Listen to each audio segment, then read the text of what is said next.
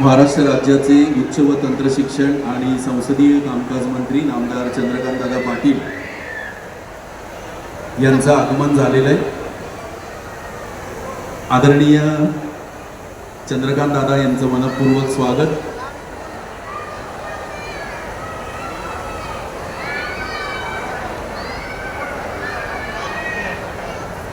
कार्यक्रमाला येताना कल्पना अशी होती की 100-200 लोक असतील, पण आत आल्यानंतर मला लक्षात आलं की संपूर्ण मानेर, बालेवाडी, पाषाण, सोमेश्वर नगर आणि आजूबाजूच्या गावांमधून सुद्धा हजारोच्या संख्येने लोक आले।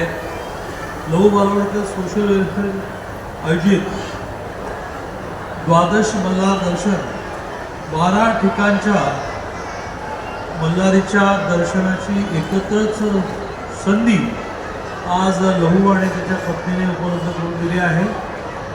आणि आपल्या सगळ्यांची पण परमेश्वरावरची श्रद्धा, भक्ती, काही करून मला दर्शन मिळालं पाहिजे अशासाठी चाललेली जी घोडाताण आहे ते पण मला खूप बरं वाटलं।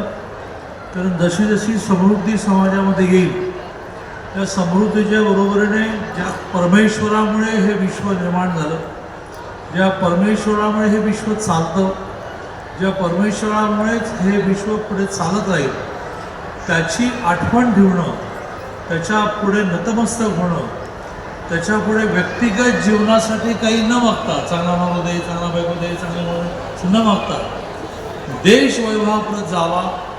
मोदीजींचं जे स्वप्न आहे 2047 देश क्रमांक 1 वर जावा। मोदीजी पंतप्रधान झाले तेव्हा देश 11व्या नंबरवर होता, आता 4 नंबरवर आहे।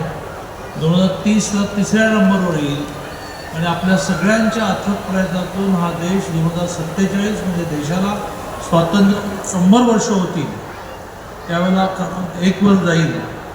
त्या देशासाठी, समाजासाठी आपण परमेश्वराकडे मागितलं पाहिजे। व्यक्तिगत जीवनात आपण मागतच असतो, त्यामुळे ही जी समृद्धीच्या बरोबरीने कोणीतरी आहे जो ही सृष्टी चालवतो आहे अशा प्रकारचा जो भाव आपल्या मनात निर्माण व्हायला लागतो की ज्यातून आपला अहंकार गळून पडतो। मी डॉक्टर झालो, मी इंजिनियर झालो, मी राज्यकर्ता झालो, मी मंत्री झालो, मी नाही होतं काही नाही, कोणीतरी हे सगळं चालवत आहे असा भाव निर्माण होण्यातूनच समाज नम्र होईल, सेवेसाठी तत्पर होईल। त्यामुळे आपल्या सगळ्यांना खूप शुभेच्छा देतो आणि लहू आणि लहूच्या पत्नीला या सगळ्याचे खूप आशीर्वाद मिळतील। मला लहू समोर दिसल्या असा प्रश्न पडतो की मला काय बरं आशीर्वाद द्यावा, बहिणी पुढे गेल्या आणि परमेश्वरालाच मी प्रार्थना करत असतो की अरे परमेश्वराला काहीतरी मार्ग काढ की ज्या मार्ग काढण्यातून मला लहूला जे हवं आहे ते देता येईल। त्याच्या खूप राजकीय जीवनाला शुभेच्छा। जय हिंद, जय महाराष्ट्र।